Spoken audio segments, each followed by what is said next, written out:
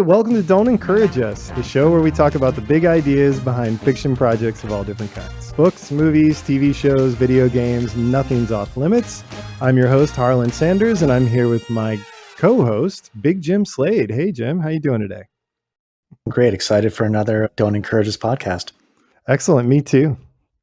So today we're going to talk about Mission Impossible 7, Rogue Ghost to Call, Part 1 of 12. Did you get a chance to watch that? I did get a chance to watch it on the big screen. Yeah, for once, right? We actually drug ourselves out to the theater for this one. I had a notebook with me, which was pretty funny, trying to write in the dark. I've got nighttime scribbles on my pad here.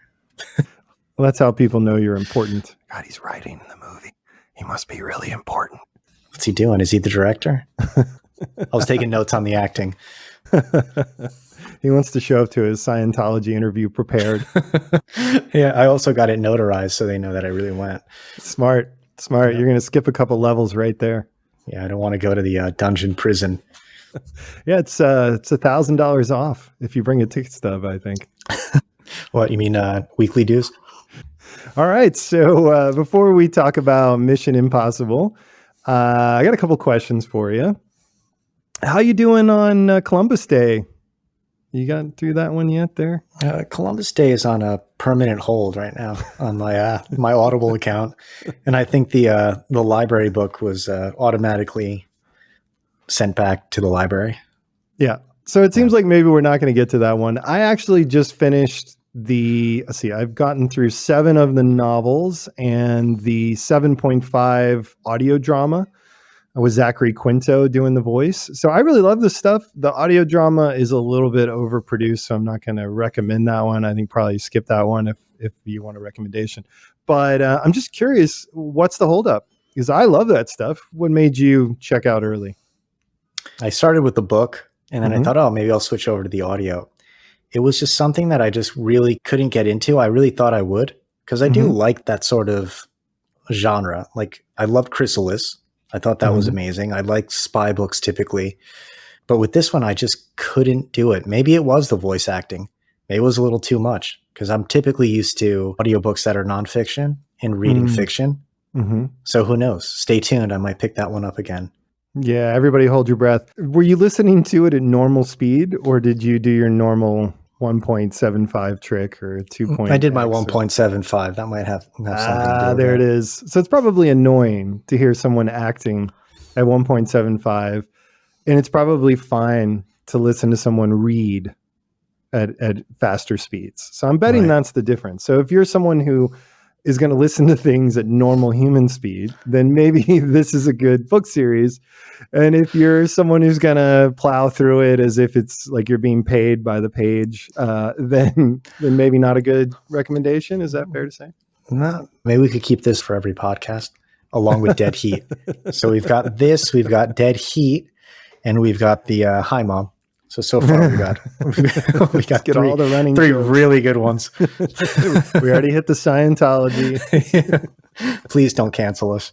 If your Spotify account goes down and you can't upload any new episodes, you know why.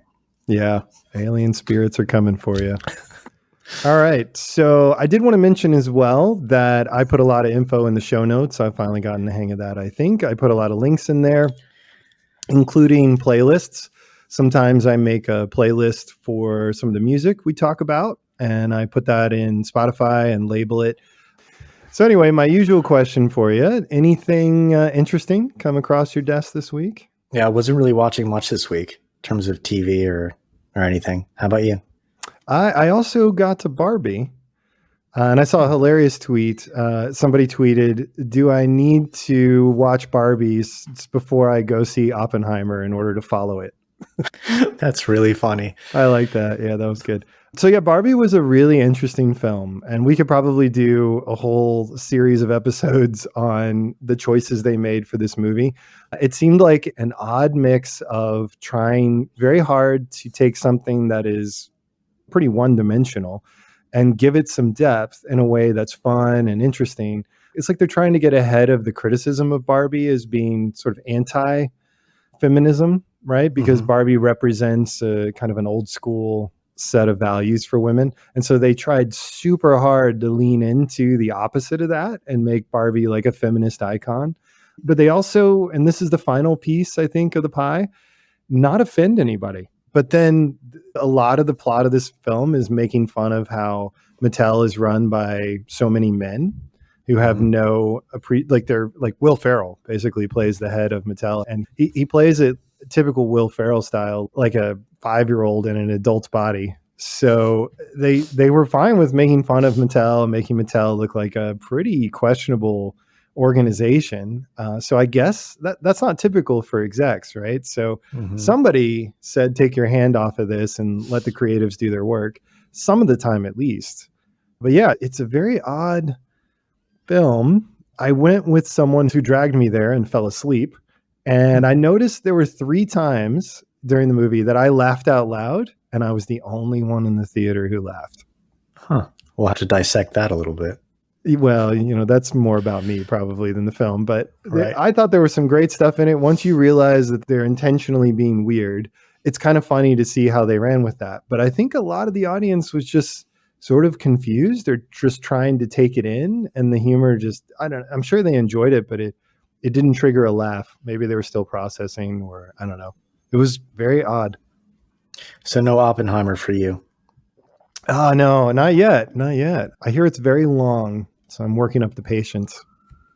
I know very little about Oppenheimer, and I've been staying away from any documentaries or any YouTube videos or anything on purpose until I see the movie.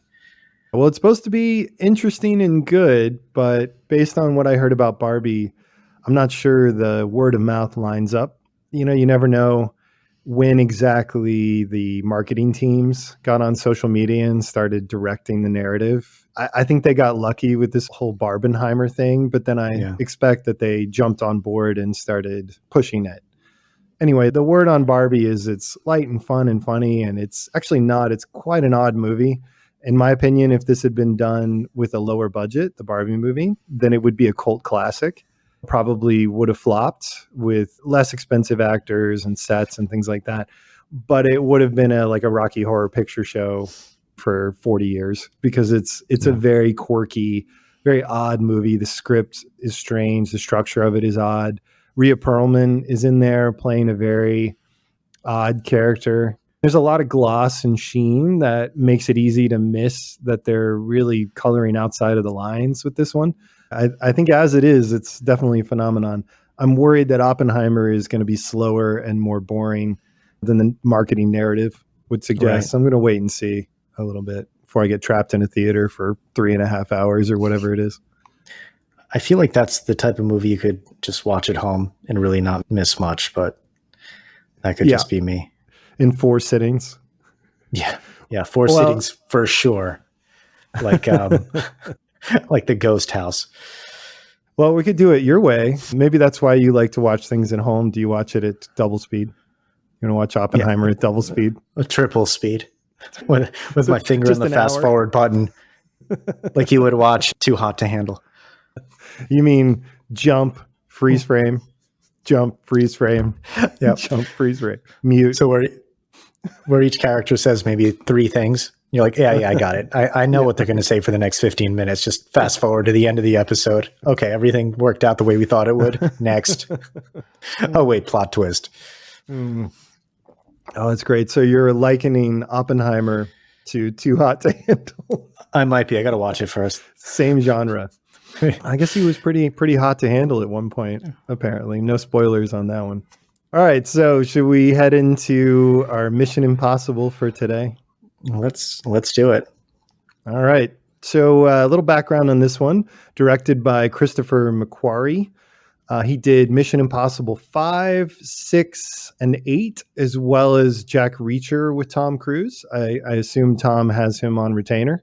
This stars Tom Cruise, Haley Atwell, Ving Rhames, Simon Pegg, Rebecca Ferguson, Issa Morales, Clementif, and some others, and the rest. There's so many things to talk about with this one. I thought the pacing of this one was really well done. I didn't feel like there was any boring bits with the movie. Like that opening scene really hooked me. on that submarine. It was just so well done. Oh, yeah. I think that was added later. They weren't originally going to have the submarine, I think. There was like a production issue around that.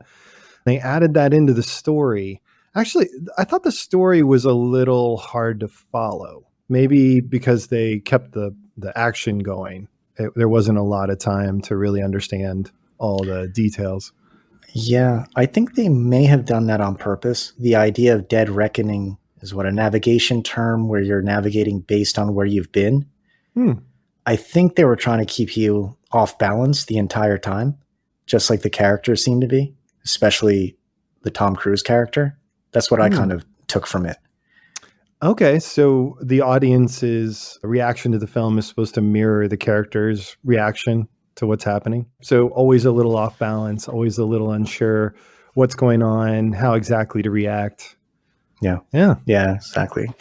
Which, I mean, makes sense since this is part 1 of 2, right? They didn't want to give away the entire mystery behind the entity. So you referenced the entity. I think the premise of this one could be stated thusly. Ethan Hunt is back, and he's up against an AI that went rogue and has a human avatar. And oh no, Ethan's gone rogue again too. All right. So do you want to give me a short summary of the plot here for the people who have yet to see Rogue Ghost to Call? There's a rogue AI on the loose. It starts off, you think that someone's in control of it, specifically the Russians in their submarine, but you find out quickly that they're not in control. And the whole world is after it because it means that this AI can basically do anything.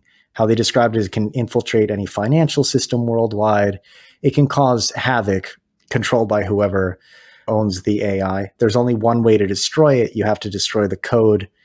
And the IMF is brought in to find 2 keys that actually can open up the AI and reveal its source code so they can destroy it. There was so much going on in this one. It's hard to give a really concise summary without giving away the entire movie from beginning to end. And there's a lot they don't reveal. Like, for example, even in just the bit you said, how did the AI get on the submarine? Because we find out at the end, spoiler alert, it was created by the American government and somehow snuck onto the submarine before it went rogue. And then it triggered the crew to destroy themselves. It tricked them into that. And for some reason, there were 2 halves of a key that floated to the surface with Russian Navy sub officers. And we don't know who retrieved them. But apparently no one knows where the submarine is. So somebody knows. They got both halves of the key, but left the submarine there, maybe, or maybe not. Then they somehow brought the key out and got one of them to Tom Cruise's former MI6 girlfriend, Ilsa, which is what drags Tom into this, more or less. Sorry, Ethan. And then the other half was where again? Do you remember who had the other half of the key? Was it the human avatar, Gabriel? Did he have the other half? I think at one point, Gabriel had the other half, but didn't Ilsa steal the key originally or kept it from Gabriel somehow? I think nobody knows. That's the thing. Like, I think the 2 halves of the key were recovered by unknown people or unknown forces for unknown reasons. And then they went into play. And now everybody wants them. It feels like a trick.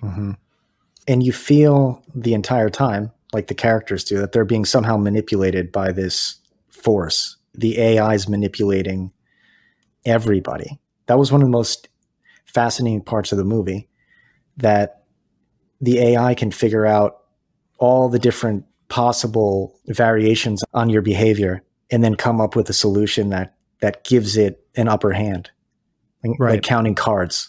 Yeah, it's like the ultimate chess master.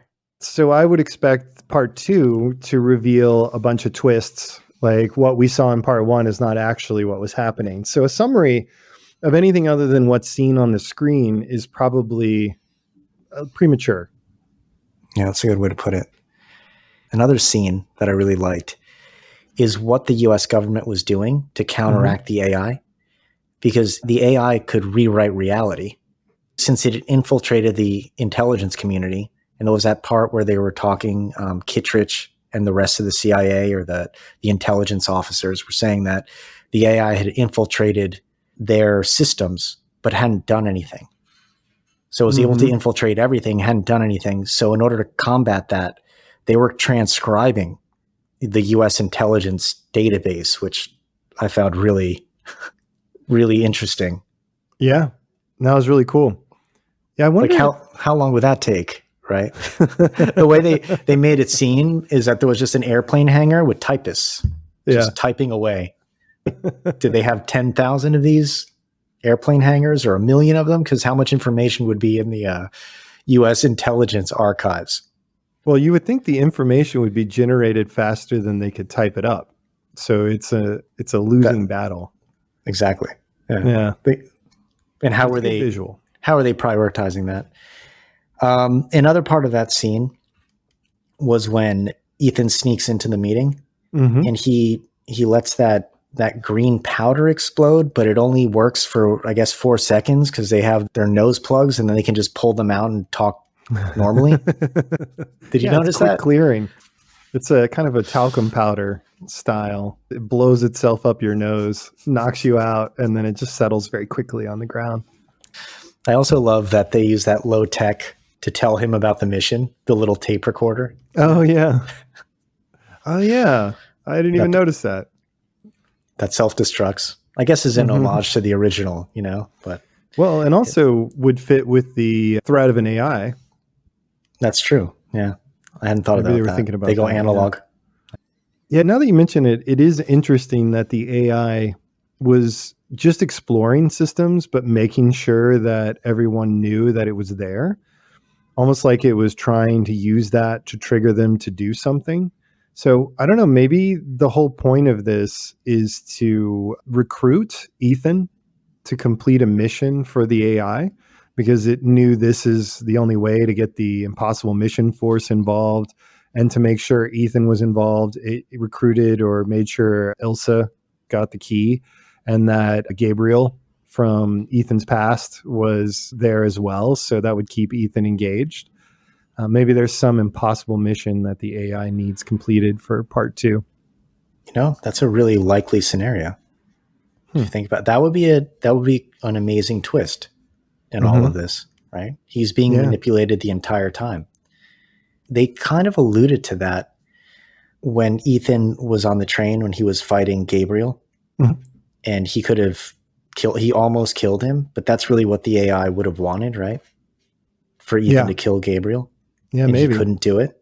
Or else he would give the AI what it wanted. And other than manipulating Gabriel somehow, we don't know how Gabriel communicates with the entity. But other than the things Gabriel did the AI do anything? Oh no, I guess it killed that Russian sub crew. I was trying to say if it did anything bad. So I guess it manipulated that crew into killing themselves. Yeah. And we don't know why exactly it did that.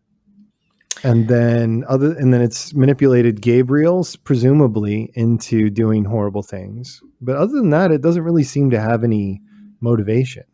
Yeah. Like any clear motivation. And are we assuming that it's completely rogue and on its own? I mean, that's what they're telling us. But is it just simply being controlled by somebody already?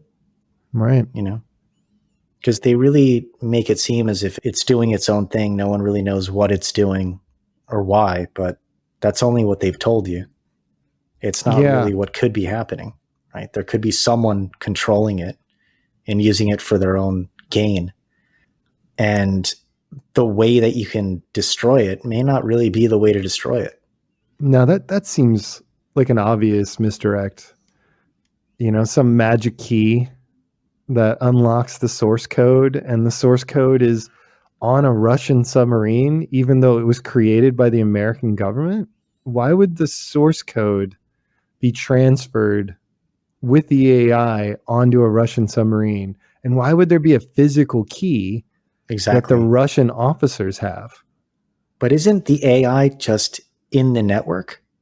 And for our listeners that know a little bit more about servers and AI and machine learning, maybe they could drop a note in the comments and let us know why that's possible or not possible at all. Like that a source code would just live independently from the rest of the AI itself. The original source code is just there. It's not operating from the sub. The AI isn't, right? The source code is saved on the sub's computer servers, I guess, or that special. I think initially when we saw it on the sub, it had some special housing. Mm-hmm. So I don't know why the Russians would take that on board. You know, it's very confusing, and they didn't bother to explain it. I think they got away with that a lot because they had so much action, and I think people just kind of got sucked into what was happening. There was a lot of explanation early on.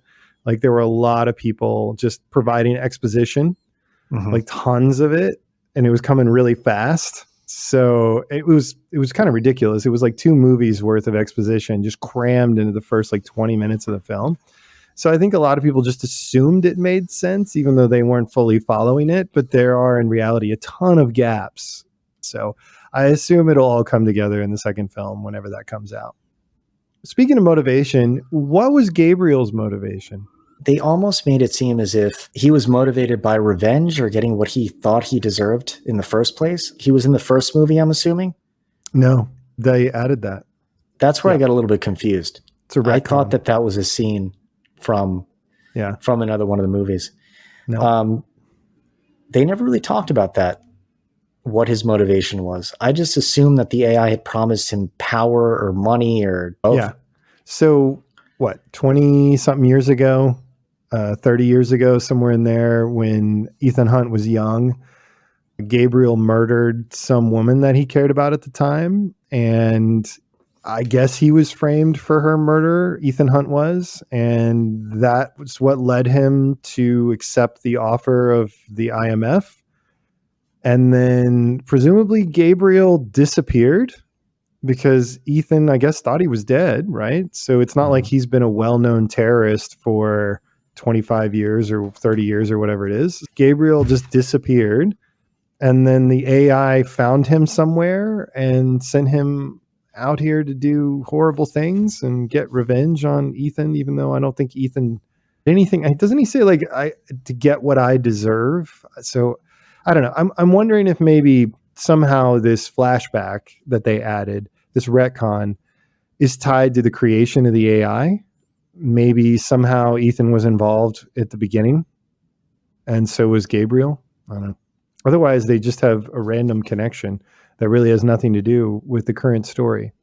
Yeah. If what Gabriel's just getting is money or revenge, it's a pretty simplistic motivation. He's just a typical villain.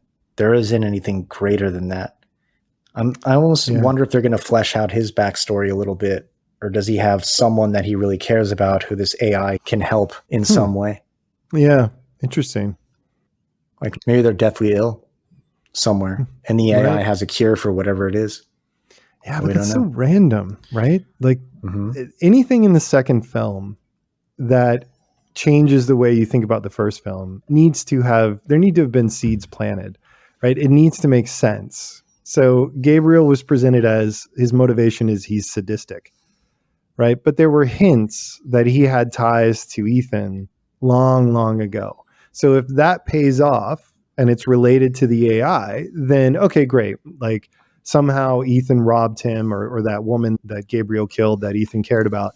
Ethan and his woman, maybe they robbed Gabriel of something he felt he deserved, and the AI somehow is tied to this or gave him a chance to earn it back. And that would kind of make sense. But if Gabriel's trying to save his sick child or, heal himself from a disease or something like that, and the AI is promising that, that's so random. Like there was nothing suggested along those lines. It just seems strange that we have an AI, the entity, and Gabriel, neither of whom's motivation really is explained in this film. They're just sort of doing bad things, and we don't really know why or to what end.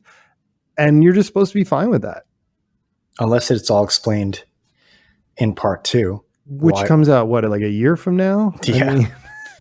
Do you think Gabriel was part of the IMF? When? We don't And know. how would you, I mean, there's nothing in this film that suggested that, right? You would think that that would have come out. And what was he doing when he killed Ethan Hunt's girlfriend or wife, or right? I don't know. What was going on? They there? were hanging out in tunnels, in the tunnels underneath. Yeah, sewers. They were all in the sewers doing their like club. Isn't it amazing how these scripts are written and these movies are made? And there's so many questions. Like, how do they decide which questions are okay to just leave open like that, and which ones that they really need to explain, or else it's not going to make any sense to the audience? I always wonder that, because with a movie like this, it's so complex and there's so many gaps. How it gets through so many people who are just like, wait a minute. Oh yeah, this is totally fine. That makes no sense, but let's just move on. Yeah. We'll distract the audience in the next scene. Yeah. Let's continue. Yeah, exactly. You write a script that explains everything adequately and leaves the audience engaged because they can follow the story. And you realize, well, this version of the film is 4 hours long. So you replace important parts of the plot with a train going really fast or someone discovering a nuclear bomb. And you go, yeah, that's good. That'll get us to the next scene. What was going on there, by the way? The nuclear bomb scene. Was it just an entertaining scene to kind of pass the time and let Simon Pegg be Simon Pegg? It does seem like there are a couple cast members that we can leave nameless who don't really have a major part in the story, but they're trying to include them. So they work them in. You know who you are. It seems like, they were trying to make the point that the AI knows you, it knows everybody, and it can predict things. Other than that, I think it was just something for some of the characters to do and to make that airport sequence more complicated and interesting. Did the AI feel as if part of the IMF team was bored and he had to keep them busy? That's right. So he's like, wait a minute, I can do this cylindrical nuclear bomb puzzle. That'll keep him busy. Just for fun. Yeah, well, I was going to bring this up later, but maybe the AI, the entity thought, a couple members of this team are getting a little old and action movies are a little bit hard for them. So I'm going to give them some stuff to do that involves sitting the whole time, or maybe just, walking a little bit and then spinning some numbers so they can feel important. And I'll blow Tom out a window or whatever, off a cliff or something. So we'll call it AI bingo. Yeah, exactly. For the semi-retired. Yeah, maybe the entity is good. He's certainly nice. Imagine the entity doesn't want anything. It's just messing around with everyone. It just wanted another just wanted to see if it could do it. Just wanted its own movie. It's just been filming the whole time. That's great. All right, so I'm going to try to tell the story from the perspective of Paris. And Paris is Palm Clementif's character. So basically, I think it goes something like this, all right? She's a thug who's for hire and who really clearly enjoys hurting other people, right? With a heart of gold. Yeah, exactly. Right. That's what we discover at the end once you lick through all the layers of the Tootsie Pop. Yeah, so she's a thug who enjoys hurting people and is fairly sadistic and happy to follow someone who that's all they do is hurt people in service of a mysterious techno god, right? She goes on her missions, does whatever, chases people around the city, shoots people. Everything is just, chaos. Then she finally traps Ethan Hunt in an alley with some other thug. Somehow Ethan defeats both of them. And instead of smacking her in the head with a metal rod, Ethan bangs the wall over her head and runs away. And from that, she realizes her entire life up to this point has been a mistake and she should switch sides.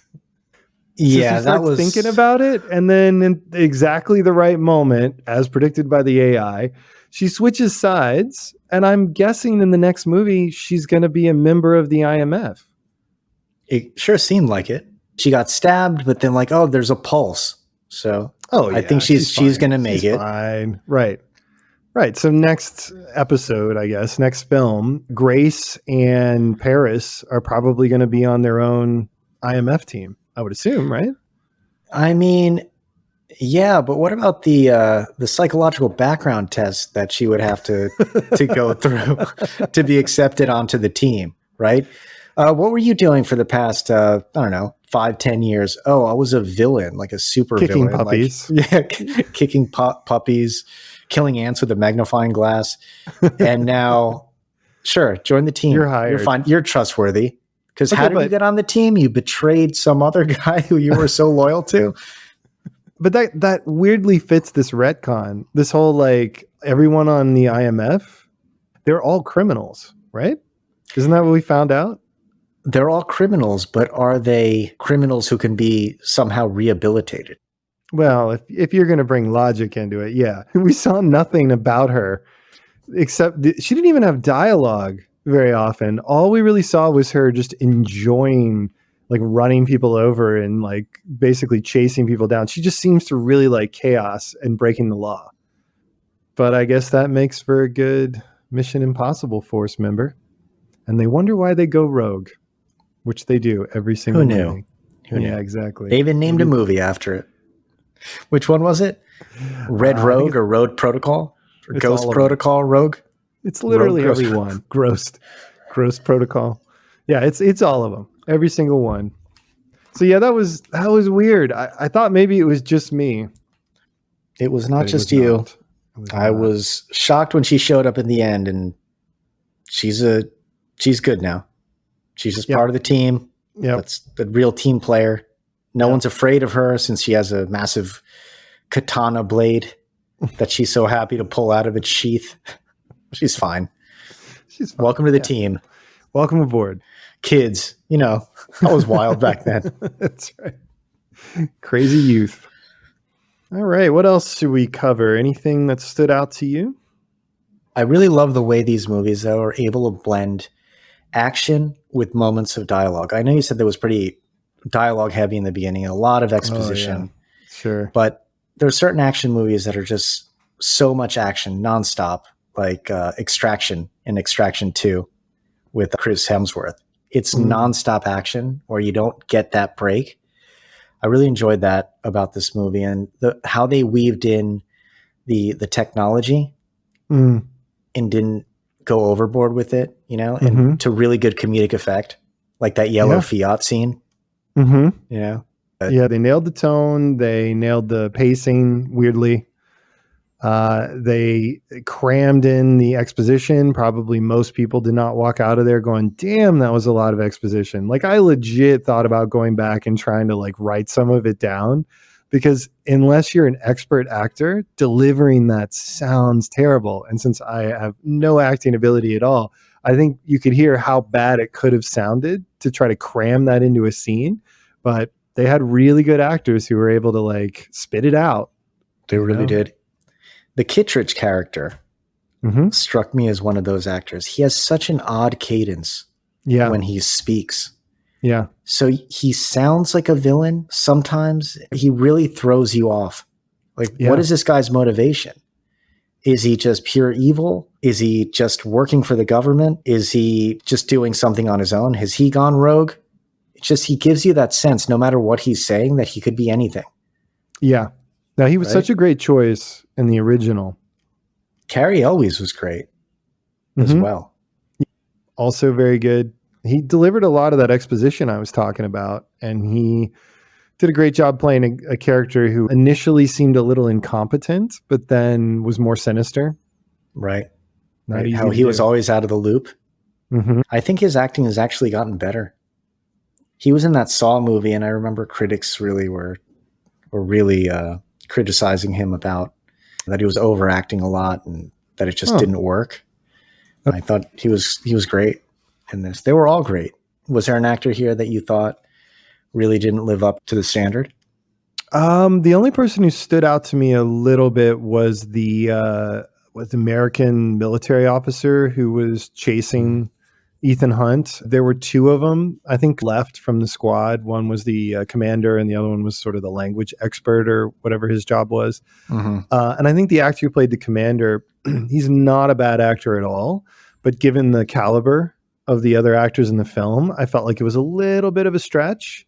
I wouldn't be surprised if the new Mission Impossible team that we meet in part 2, if there is one, not only includes the 2 ladies that we were talking about, but also includes these 2 military guys.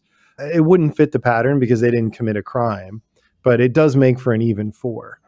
And they do have a variety of skills. It would be interesting, since they now know about this and they're in the mix. What was your favorite scene? That was non-action. Non-action. Wow. So I've got about 4 minutes to choose from here. Pretty much. Well, so the like European techno dance club, I thought moments of that worked really well. I thought it drug on a little bit, or it got a little bit silly with like, aha, and here's another person and another twist and all the predictions, the sort of religious attitude that Gabriel brings. Like I thought some of that was a little heavy, but once it got going, I thought it was pretty interesting. It was a good, you have to kind of follow the potato as it bounces around and try to think about how it's going to play out based on new information as everything changes. So I enjoyed that scene. Yeah, it did devolve into action, I guess, or launch into action, but I thought it was pretty good. What about you? I really enjoyed that scene. I thought Gabriel was really good as the villain. He was so calm, and really didn't push the envelope.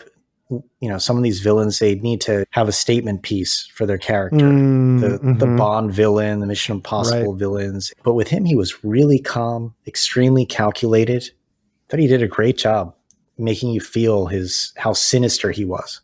Speaking of sinister, what did you think of Ethan Hunt's attitude towards people? Because they really tried to sell the idea that Ethan Hunt's greatest weakness is friends, the people he cares about. And they brought back Rebecca Ferguson from 2 or 3 other movies. She was his love interest, if I recall. Yeah. They reunite in this movie. Then they have a moment where they embrace looking out over the city at night. And then he immediately replaces her with Grace. Like, she dies and he just moves on. He's already on to the next person. There wasn't a lot of mourning. It seemed odd. Yeah. It doesn't seem like he really cares about people as much as he wants to be seen as somebody who cares about people. And he tries so hard to do that, but doesn't really get attached, I feel like he wants to, but he can't because what they're doing is so dangerous. And at any moment, that person could die. And I understand that. So then how is that his greatest weakness? Yeah, that's a good point. I mean, the AI should know that, right? Like, you can kill literally everyone he's ever met, and he's still just going to keep going because he doesn't really care that much anyway. It's a little convoluted, that part of his personality or how they're portraying him. Because he does say it, right? Right. I'm the one person who's not going to let you down or whatever it is. But at the end of the day, like you said, his loyalty really is to the mission. Right. Which he gives himself because he goes rogue every single time. So his loyalty is really just to himself. That's all he does. He doesn't really work for anyone.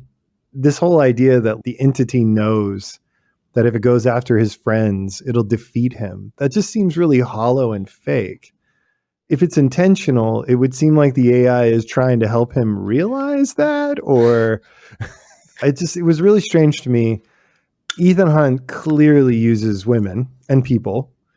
And if they survive, it's really based on their own skill. Not that he didn't make an effort to save people, but he's not going to stop. It's not going to break him. He's not going to change the plan. He's just going to keep going. And if you survive, great. Yeah, there's not introspective Ethan for too long in that movie. At all. And it's not like he spends time with people in between missions, right? He doesn't like hang out with Benji. Yeah, right.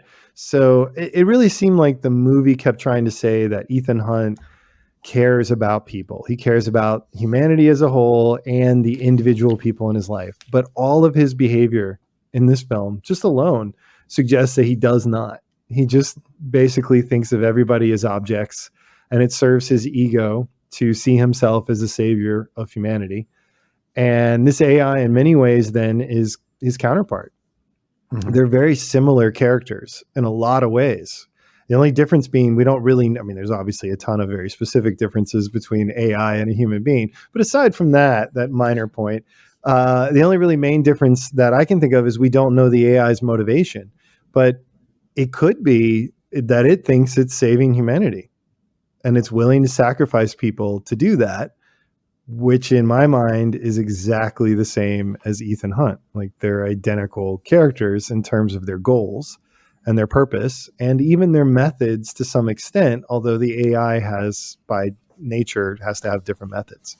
Mm-hmm. So I don't know. Maybe that's why the AI needs Ethan, because he has different methods and it believes that they will see eye to eye. That's interesting. That would be quite a twist, huh? Well, I think it would be weird. Or quite a reveal. Yeah, I think it would be weird for the franchise to admit that Ethan Hunt has no attachments and that he really just saves individuals because it serves his plan, and he saves humanity because it serves his ego, his sense of himself that he's trying to preserve. So I don't know, maybe, but it definitely fits in the movies. Would you say there's a lot of parallels then with James Bond? Are there between Mission Impossible and James Bond? No, I don't see any. Are there? There we go. This type of sarcasm's killing the world piece by piece. No, of course there are a ton, but what was in your mind when you asked that question? It's a completely different franchise, and I know the this whole idea of Ethan Hunt being someone who's out for himself, but in James Bond, they don't always hammer in that point about him caring about the world. He just cares about one woman. You know, that seems to be the big thing. And here they're trying to make him universally loved, or that he loves humanity or people in general. It's kind of okay. So sort of like they're playing off of what was established for secret agents by James Bond movies, and they're trying to modernize a little bit by not making it about getting laid. I don't know, in terms of the history of Mission Impossible, how much it was influenced directly by James Bond. Obviously there are parallels there, but I wonder if there were aspects of the James Bond character that he wanted to place within that Ethan Hunt character, but give him more humanity. Mm-hmm. Yeah, I think it started off trying to be something different from James Bond. If you watch that first film, it's quite different. And then I think it gradually shifted. Like the first movie was more heist film than James Bond. It had James Bond elements to it for sure, like no debate. But I really think they wanted to go for something a little bit more cerebral. And then the second, third, fourth films all just have drifted gradually more and more into standard super secret agent stuff. They're from the same era, correct? What? The original Mission Impossible series was from the 60s, I believe. And James Bond, the TV show. And James Bond started in the early 50s, was it? No, 1962, I think, was Sean Connery as the first James Bond. But they were based on novels, so I don't know if those novels are from, let's say, the 40s, I would think. Oh, yeah, good point. Yeah, well, they probably were post World War II, right? So I think that's Secret Agent. 50s, yeah. It was more of a Cold War conceit. 1953 was Casino Royale, the first novel to come out. So, yeah, post World War II, early 1950s. It's a perfect world for James Bond to pop up. So much to do, so much to see. And then, continuing on until today. And Mission Impossible, I believe, originally launched, was that in the 90s? What, like 90, late 90s? But the series is from the 60s. There was a Mission Impossible series, yeah. The answer is 1966, so mid 60s. It's not exactly James Bond for TV, because I think it was a little bit more like there's an organization. I don't know. What do you think? Was that James Bond for TV or not? That's what I'm wondering. Or is it just elements of James Bond that they wanted to adapt into more family friendly, maybe type of show? TV compatible. Yeah. Type of format. Well, you had a larger point. What was that? Do you remember? Just this idea that maybe Ethan Hunt is a more humanized version of James Bond. And now that this is a more, obviously modern age of inclusivity and diversity. Maybe they're just trying to build those social constructs into Ethan more than ever. So they need to keep kind of hammering home the fact that he's all about protecting everybody else, when in fact the root of the character is more James Bond than they would care to admit. Yeah, that would make sense, right? That would explain why his behavior is inconsistent with what they say so much, because they're trying to modernize him a little bit, but they've got all this baggage and there's formulas that are expected. So his behavior is more consistent with somebody who's almost a little bit of a sociopath, in that he just set a goal for himself, which is be humanity's savior. And then everything else is just an object toward that goal, right? Which would explain his smashing the pipe over the villain's head instead of completely neutralizing her at that point, for her to come back and then eventually become part of the IMF. Oh, you mean they wanted to portray him as kinder, more forgiving, more human, more caring? Yeah. So putting the mission at jeopardy because it's wrong to smash a person over the head when they're defenseless and you can get away. Yeah. Even though they're contributing to the death of the woman you're supposed to love. There's that, but we'll throw an action scene in there and you'll forget all about it. The only reason I'd like to stick with my original idea is because it creates a really nice parallel with the AI for part 2. And it helps potentially explain complicated motivations for the AI in that they are similar characters. And so the AI's motivation is a reflection of Ethan Hunt's, and because they are essentially reflections of each other. Maybe that explains Ethan's involvement in the creation of the AI and Gabriel's early on, or something like that. Maybe the AI was patterned after or created by the woman who was killed by Gabriel. It would be weird if Gabriel knew that and still worked for it. But anyway, it would start to tie some of these loose ends up. I think this movie is going to give us more questions than answers at the end. There's going to be a lot of loose ends here that we're going to explore next year in an upcoming podcast. So stay tuned. Yeah, or our AI avatars will do it for us. Running joke number 4 or 5. If you say funny running joke, it might be. Or we don't have any of those. Oh, a couple things about the stunts quickly. The stunt where Ethan takes off that ramp with his motorcycle, he practiced that for about a year straight to be able to do that. And on shooting day, he had to do it 8 times, which I found absolutely insane. Wow. To be clear, he drove his motorcycle off a ramp and then let go of the motorcycle and then parachuted, right? That's the stunt? Correct, yeah. And then he had to aim the parachute, so he went in the side of a moving train.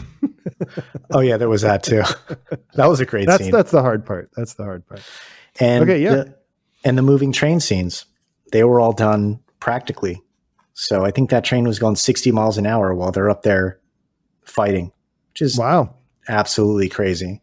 That is crazy. What did they do? They like strap their feet to the surface of the You know, when they were doing the behind the scenes, they never really showed too much detail, but there was a lot of cutting in between the director and like the stunt coordinator talking about this scene.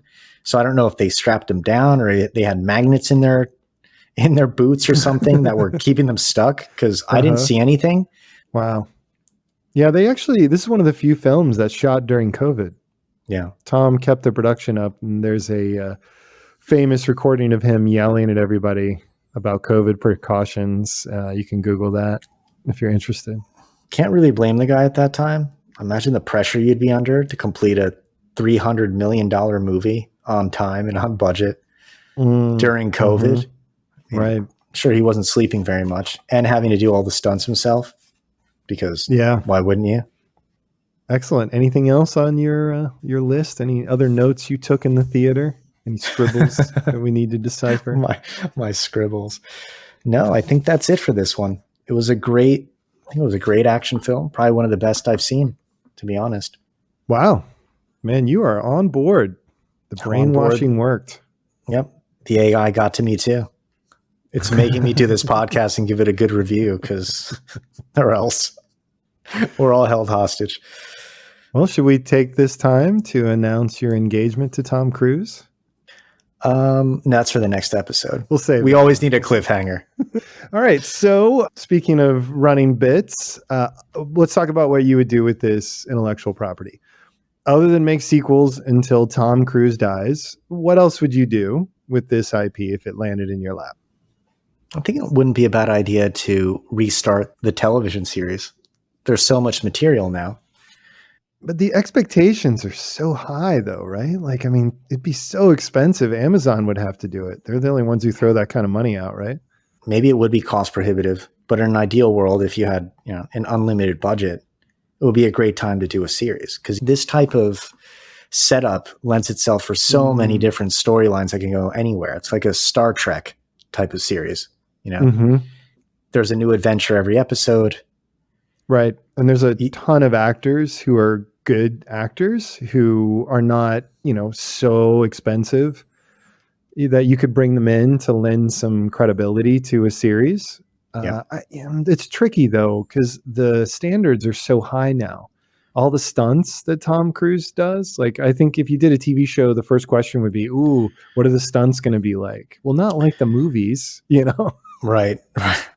Yeah, that's a good point. I mean, I think that the original series, the one from the 60s, was more in heist, the caper, the espionage, etc. Right. And then when he revived it in 96, it became a stunt piece. Well, the first Mission Impossible film was a bit more intellectual, and the stunts are something that you could do on television, mostly. And then John Woo got a hold of it, and that was the end of that. Could you do a series like this and not necessarily have to make it have a stunt, an epic stunt in every single one of the episodes for it to be called Mission Impossible? Would you be able to adapt it to be more about espionage and more the intellectual side of spycraft? Yeah, but is it impossible at that point? Is it different? I mean, without the stunts, it's just mission complicated. So do you think it's just an unadaptable series? As long as they're doing the movies, I think it's going to be hard to do a TV show that runs concurrently. I think once Tom stops doing the films, I don't think they'll be able to pass the baton easily. And so a TV show would make more sense, especially because, in 100 years when he retires, the technology will be, the special effects, right, will be in place to make it look like crazy, awesome things are happening all the time. It's not that there's not a way to do it, but the demands on the writing are so high to keep an audience engaged. And you have to establish really quickly that the tone is different. It's not action, dialogue, action, dialogue, action, dialogue, action, right? It's dialogue, tense, card game, action, sneaking around, complicated mental game of chess, and then halfway through the season, action, and then back to lots of dialogue and acting, and then final episode action again, right? That's what they'd have to do, I think. Mm-hmm. I mean, you could have punching and kicking, so you could get some sort of actor who has a lot of fighting skills and then do a lot of really interesting stuff with that. That's probably more affordable.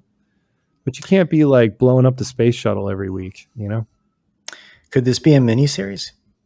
Like the ones that have become so popular on Netflix, like an 8-episode or an 11-episode season with one storyline?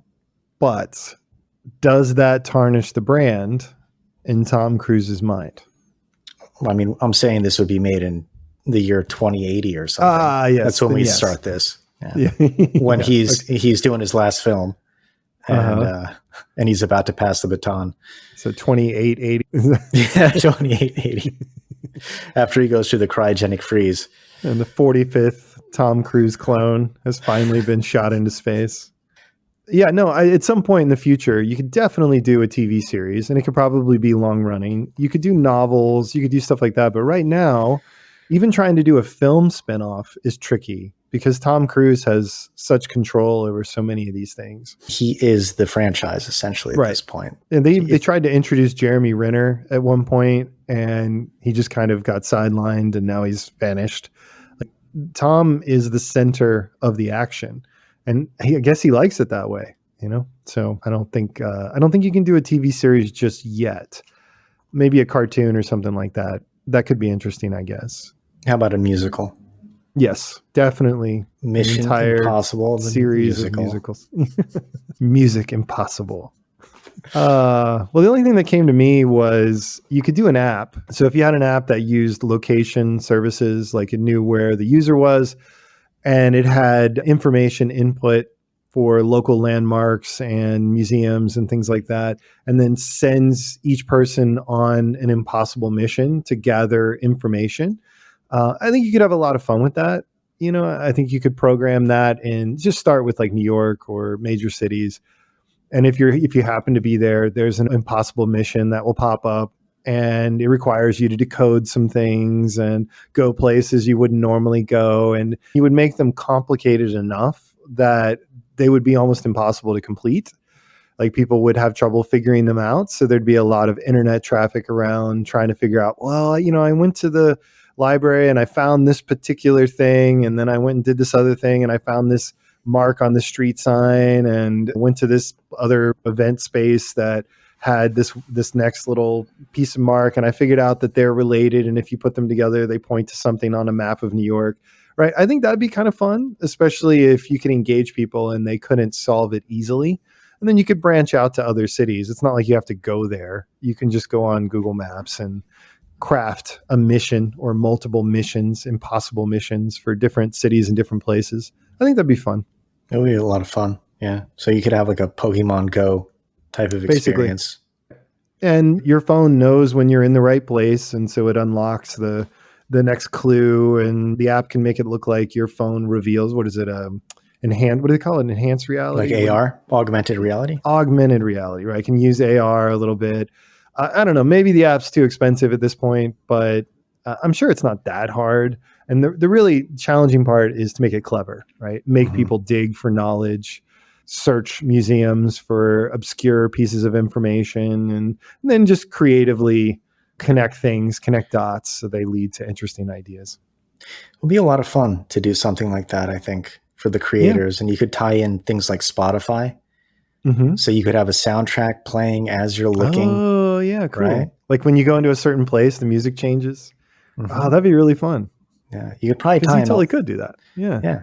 You could tie in a lot of things, right? You could even tie in archives like from, let's say, the National Archives in terms of old photos or historic landmarks. I mean, you could really, sky's the limit with something like this.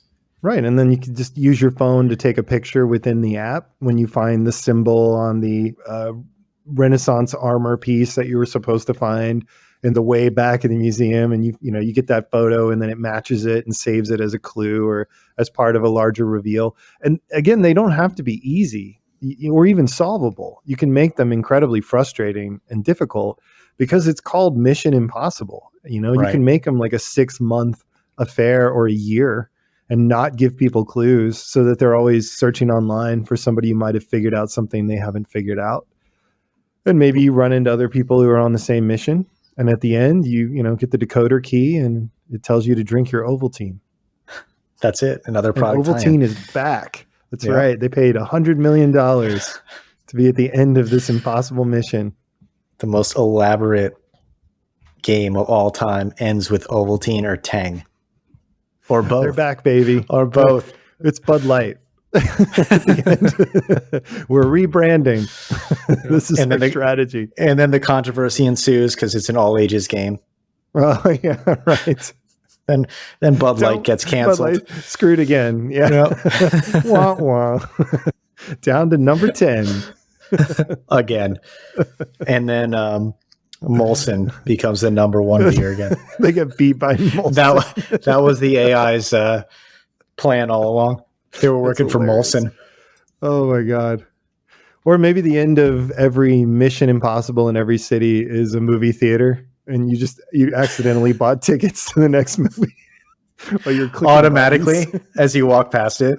That's right. 2 tickets are now available in your Apple Wallet. Oh, that's how they get you. Oh, I love it. And then they can put up that little graphic for the entity's eye just on your phone. That you can't get rid of. Unless you unlock something else for another $9.99. You just have to sit and watch the movie.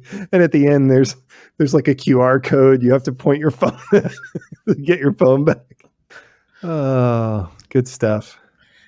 All right. So yeah, that's all I could think of because it's on a similar scale. It has a lot of the elements, and I don't think it'll make users jump off a bridge to complete the impossible mission or hang from the ceiling or anything like that, although it should. Unless the AI goes rogue. All right. So on that note, thank you to the listeners. Thank you to the people who made this project that we reviewed because we enjoyed it, right? This was a fun one. We did enjoy it. It was a good time. Yep. You can hit us up on DontEncourage@gmail.com. I put a lot of stuff in the show notes, so feel free to check that out. We've got Instagram, we got YouTube now. And are there any questions we want for the audience? I can think of a couple. Anything come to mind? It'd be great to hear from the audience what they do with this IP.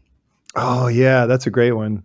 Because you could really do anything. You just have to be clever. You have to do it well.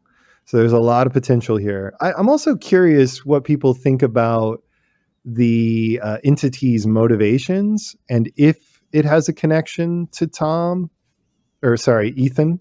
Like what that connection would be, like why we got that flashback and how that's all going to tie in. Who got the key out of the ocean, and if this whole source code thing is a misdirect, and if so, why? So just a few questions there. And another one.